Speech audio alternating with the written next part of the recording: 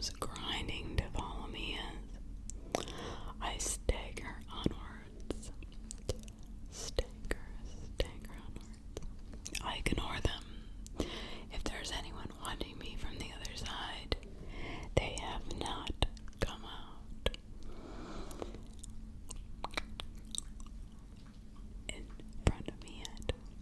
And I doubt they're going to bother unless I do something to harm the corn. The car. I have much more important things to do. The car crashed a couple miles back. Something in its engine burst and whined, and then suddenly the steering wheel didn't work. And it was skewing off the gravel and crunching. Nose, fist into the delicate plastic fence and the immovable corn stalks. I suppose it was inevitable. It was old and already broken. It was never going to take me that far.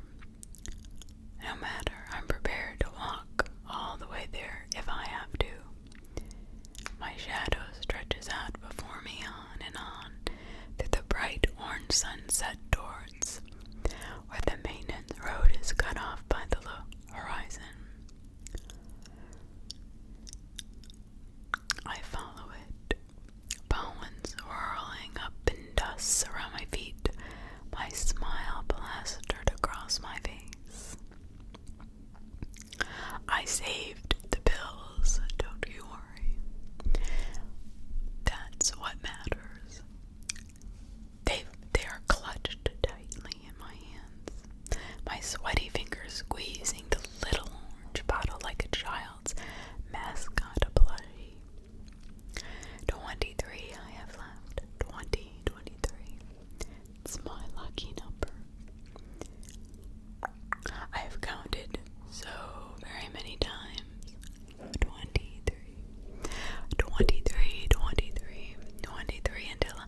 23 until I find him. 23 nights dreaming of him.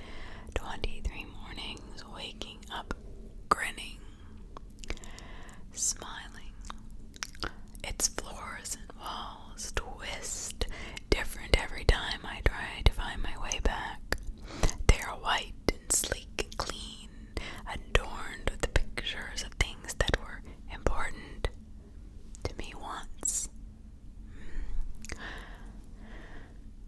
It seems faded now, but I know, and somewhere in the back of my mind, these things were important. But I can never quite make out why I find them so important when I look at them. Sometimes the corridors will open out into a room, a huge room, that reminds me of the studio or the atrium or places I almost recognize but quite can't. Artificial light filtering in through high windows. Motionless people. Yes. At desks whose faces blur and fade when I go to them. And all through this place, dotting its walls and ceilings and even floors, like strange metal fungi, are the loudspeakers. They whisper to me. And all through this place, I walk. I don't know where I'm going, I don't know why. But the whispers are an incessant sound at the corners of my vision that feels like it will worm its way in through my eyes and wrap itself like a python around my brain. I cannot make it out, but as I stumble and run faster and faster, I can feel it building, roaring, and pounding like what the ocean must sound like or did sound like at one time. I can't really remember. It seems to propel me, a pressure at my back, driving me on and on through the labyrinth corridors towards some inevitable destination.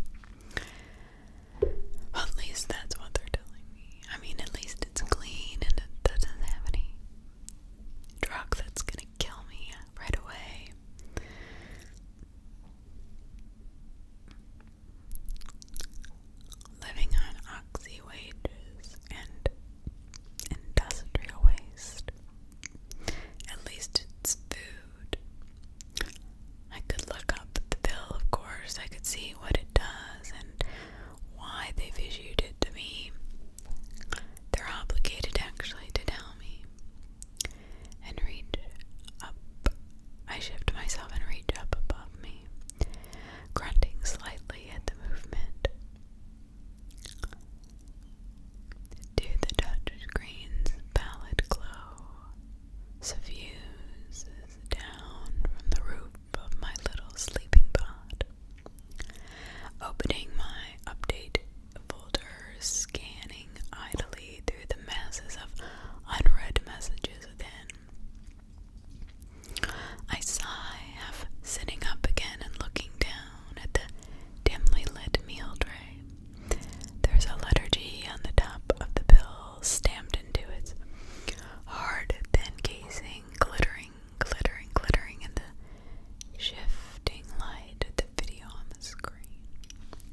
The shifting light to the video on the screen. The shifting light to the video on the screen.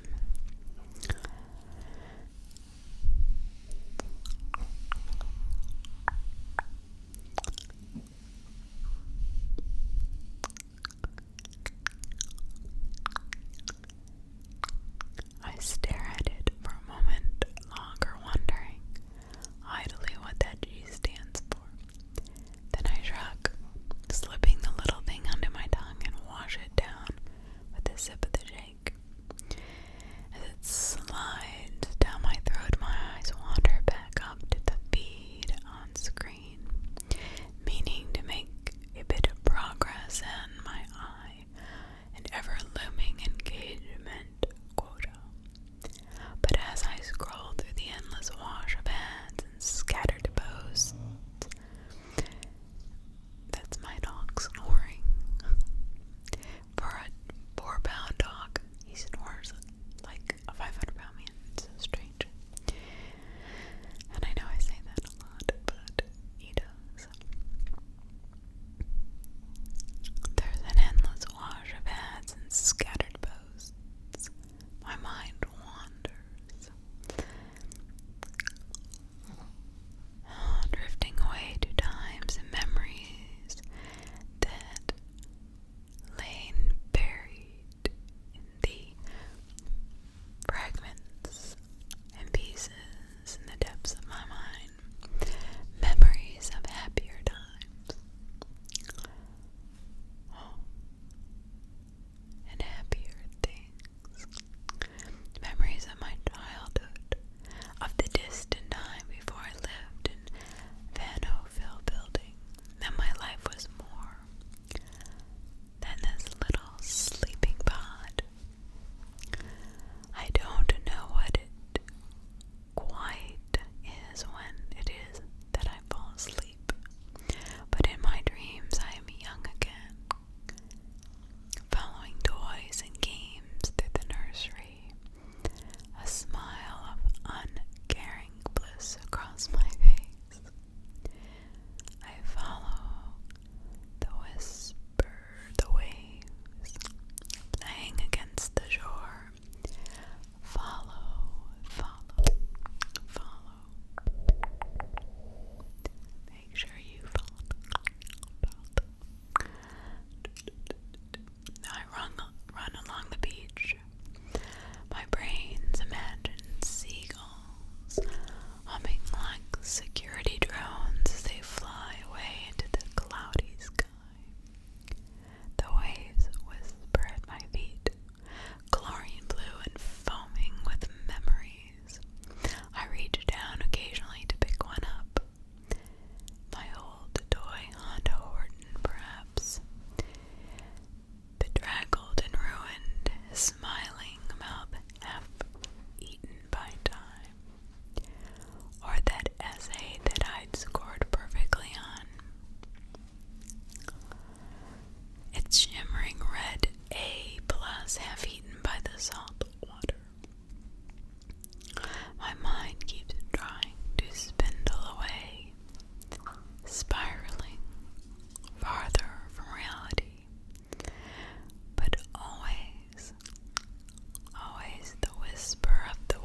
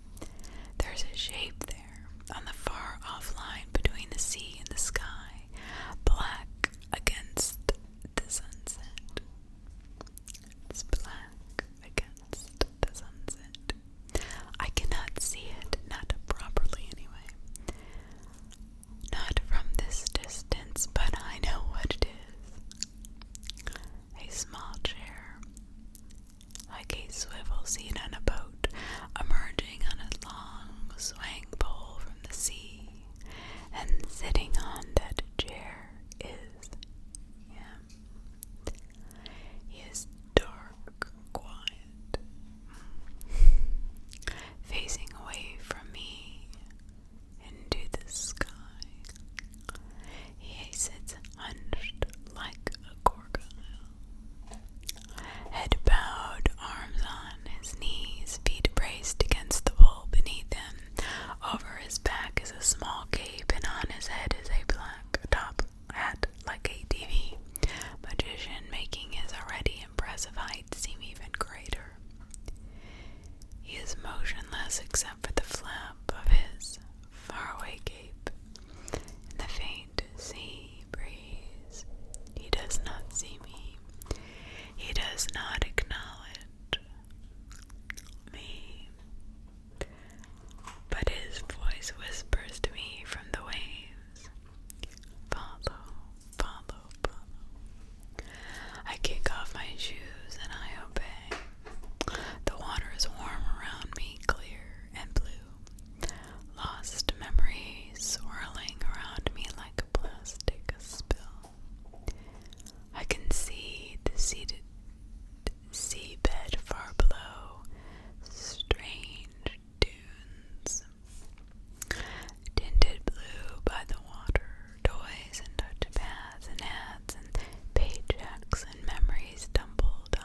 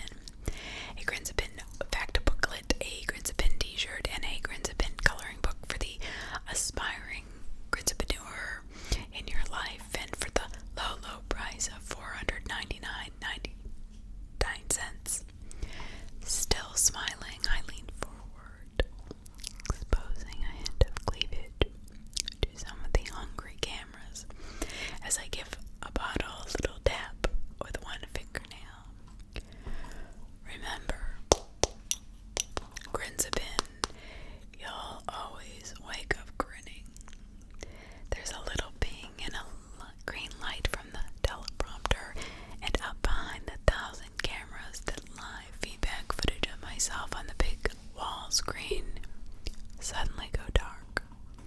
I sit down hard on the floor, taking big, heavy breaths and reaching behind the green screen for an energy drink. It's hot in here, and the floodlights and the endless thundering whirl of the cameras, and then makeup and antiperspirant cream clinging to my skin make it feel even hotter. I debate turning the fan on, but I'll mess up my hair, and I probably don't have time to fix it before the next shoot begins. Best to just sit for a moment and drink. As I set down the plastic can, I find myself idly wondering what it is I'm advertising. And I glance down at the bottle in my hand. It's a little orange thing with a fat plastic lid that you have to press oddly hard to open. Grenzapin, it reads, with a lot of technical information and an image of a smiling woman who is not me holding up a bottle of this stuff. For a moment I amuse myself with the image of infinite bottles of Grenzapin stretching away forever into the label before something suddenly connects in my head. This is the pill they've been giving me.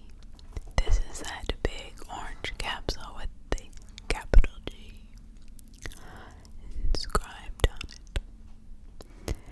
That's already become my favorite in the few days since I've started taking it. I always looked forward to the relief of the pills, of course. But this one doesn't make me shake or vomit or panic mid-shoot. This one actually makes me feel better when I wake up and generally does fulfill the promise of its motto. I smile slightly, genuinely pleased to be advertising a product I actually like for once. I scramble to my feet, assuming that the next shoot has started, but there's nothing on the teleprompters. No ad to read the watching electronic eyes. And after a moment I realize that it's not my image being displayed up there in huge and high resolution. It's a news feed. Its fuzzy, flickering image of a city streets looms there. Towering concrete buildings covered in ad scenes pressing it against a crowded street. Drones circle through a sky so smoggy that it's impossible to tell if it's day or night. And cars push slow and grim through the flowing crowds of people.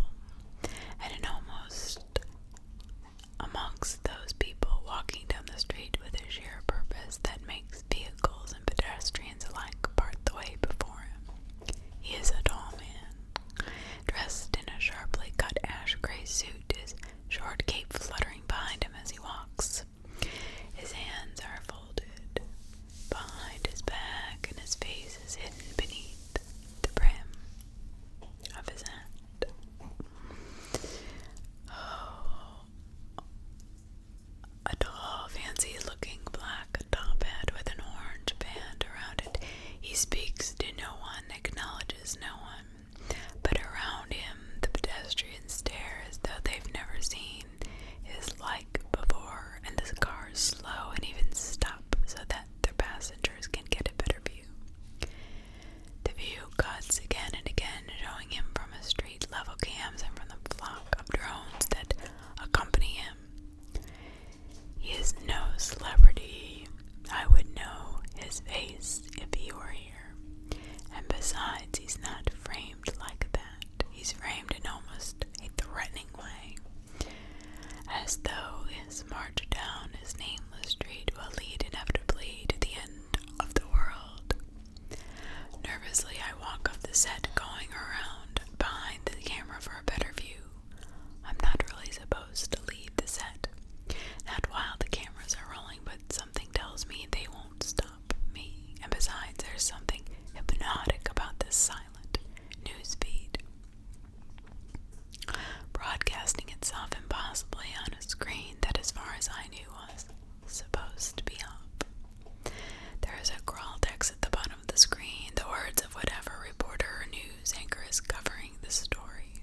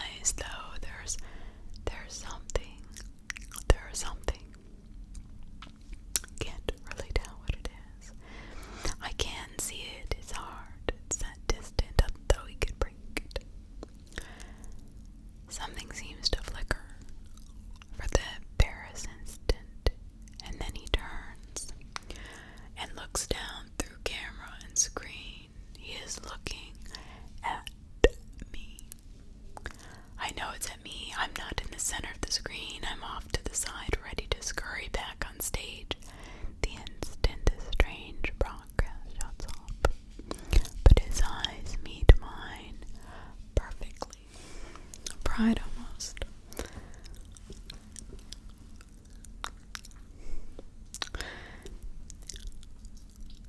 But his eyes, follow, these eyes seem to say, follow and breathe. Catches my heart as well as follow my mind as aglow with hopes long forgotten, with dreams I had to kill, wondering if they could live again. The LCD screened hesitantly, nervously, not quite knowing if I dare to. I smile. I'm half running through a forest surrounded by the buzz hum of insects and birds, unsure of where I must go. He is waiting for me.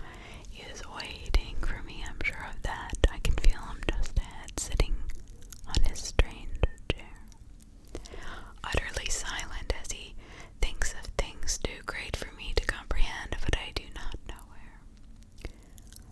Perhaps his fork in the path will do it. Or no, I'm sure I've been here before. This one perhaps.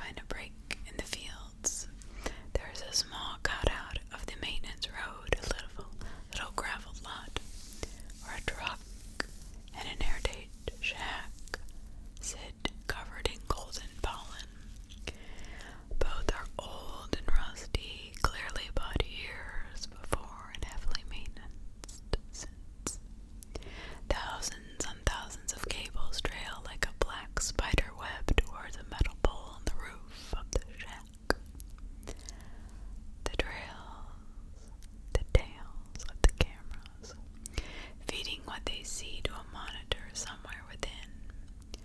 I am gasping for breath, wheezing in the thick carbon dioxide air and pulling in vain on my empty oxy. My legs ache, my clothes are tattered, my body is drenched in sweat. I am starving, dehydrated, and exhausted. I only have 15 pills left.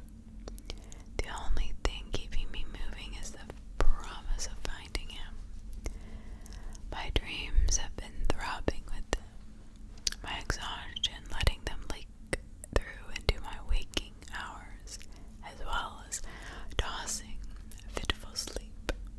I imagine him sitting in his chair on its pole at the end of this infinite road of gravel and corn, his whispers echoing back to me through the rustle of the leaves. He is so close now, so close. I can almost hear him. I can almost hear him. I stagger towards the truck, hauling myself with a faint whimper of pain up onto the running board, but through a rattle I heave and bang. The door is locked, and all my pounding on the door with my weak, shaking fist cannot grant my poor star body the strength to break it. I stumble back off the running board, falling hard on one hard hand against the other rough gravel, pull myself slowly upright, moving step by painful step towards the little shack. There is a light inside. I realize as I get closer to the door, the whirling of a fan too, keeping the air inside cool and comfortable and oxygenated. My lungs start to ache, and the thought of that, being able to breathe free and easily instead of choking on this hot, shallow air, so thin that even the deepest breath is insufficient. Hesitantly, I grip the knob and push the door open. I am greeted by a rush of cold air, making my hair flutter in my lungs. Grasp frantically in relief. I can breathe. I can breathe. At last, I do not have to choke on the pollen pumped out CO2. Do not have to try and draw sustenance from drained air that humankind shuts out. I can breathe. I stumble forward, my renewed strength carrying me into the little room beyond the door. For a living space, this is huge, an entire room with a bed on one side, a stove on the other, TV on one wall playing the news, the reel of him on a loop, on a loop, on a loop. There are no people, only a mug of cold coffee on the side table, suggesting that this place has ever even been inhabited at all. The cupboards are well stocked, though, yielding bags and cans and boxes for my hunger and a great chilled jug of water for my thirst. I sit down, surrounded by them on the floor, watching the television play the scene I know so well, as I cram sweet cereal and crackle pops and chemical tasting water into my mouth. Relief washing in great waves through my body. When I stand at last, my limbs still shaking. But now at least it is exhaustion and nothing more. The keys to the truck lie on the table next to the mug. I take them gratefully, and then after a moment's thought, I screw open my pill bottle and gently, ever so gently, tap one of its precious contents out into my palm. I'm a bit surprised that whoever owns this place didn't seem to have a pill cupboard, but perhaps I can give them one of my own, as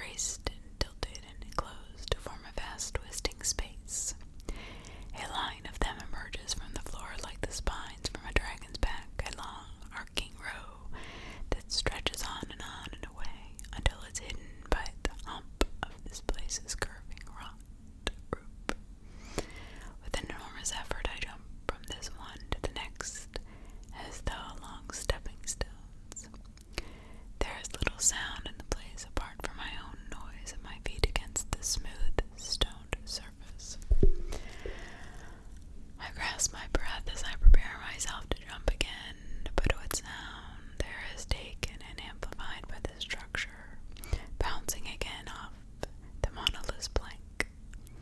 Repeated and channeled over and over until the last forms what familiar word at the edges of my ear. Follow, follow, follow. I'm trying, I say, and my speech echoes back as an explosion of words urging me onward. One monolith, another. It becomes hazy, almost not the grinding effort it would have been while awake, but an almost accelerated feeling as though the effort of the journey makes less than its completion.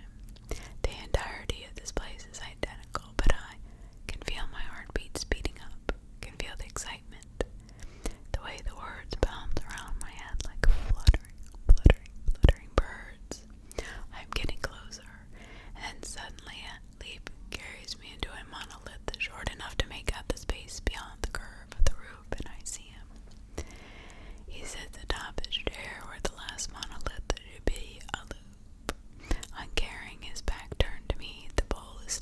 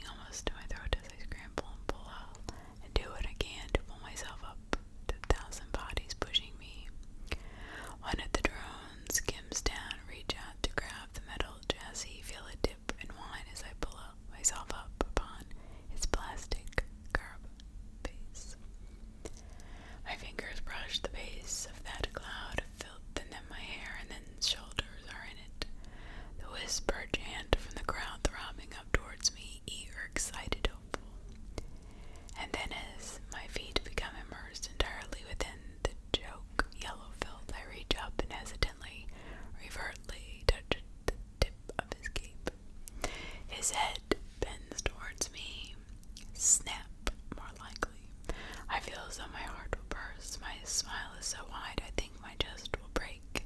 His eyes turn towards me, orange glowing flame coming to meet mine. And then I'm sitting up in the street of the truck, gasping for air, still grinning like a madman, even tears fall burning from my eyes. That truck has taken me far, and food and oxys I loaded into back seat sufficient to carry me for weeks through the corn. But even the corn is gone now, the fields ending with an abrupt white metal fence, leaving it in their wake a broiling wasteland of crumbling ruins, jagged rock formations, and the harsh grin dust of bare earth. There is no road here, no guide, no way to tell which way is up, but I feel certain of it, like a seeker drone finding its way home. 10 bills left. 9, 8, 7. I take one faithfully each night before I go to sleep and sink with relief into the dreams of him, calling me forever to follow. They will run out soon, but I have faith. I will find him this last week before my beloved orange bills are gone at last. And then on one second to last day of driving, something appears of the horizon. At first it seems like a light of some kind, a golden glow, thrown up against the wispy, suffocating clouds, morning dawn, even those last rails of white pink. Away from its flanks, I realize the truth. It is a tower, colossal, looming, monolithic. A titan hyperbole, made of polygons of pale glass, stretching what must be half a mile or more across the wasteland. Its surface flickers and glows and shifts, illuminated warm white except where the light hits its edges and turns them a fiery orange. This is it. This is where I must go. Larger and larger it looms.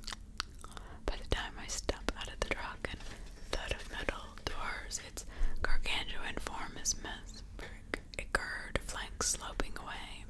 Hesitantly, reverently, I walk towards a small wooden door set into the side and pull it open. It is a tower. It is hollow, light pouring in as a greenhouse and filling the place with an almost eerie glow. Within that space, drifting like bubbles in a lava lamp, float human figures, thousands and thousands of them hanging limp and motionless in the air as though supported by wires. For a horrible moment, I think they're dead until I understand the gentle thunder that suffuses this gigantic hollowness, the sounds of unguessable amounts of human beings breathing the slow, peaceful breath of sleep, until it sounds as though the tower itself is alive and beating some mammoth lung. I find myself listening to the sound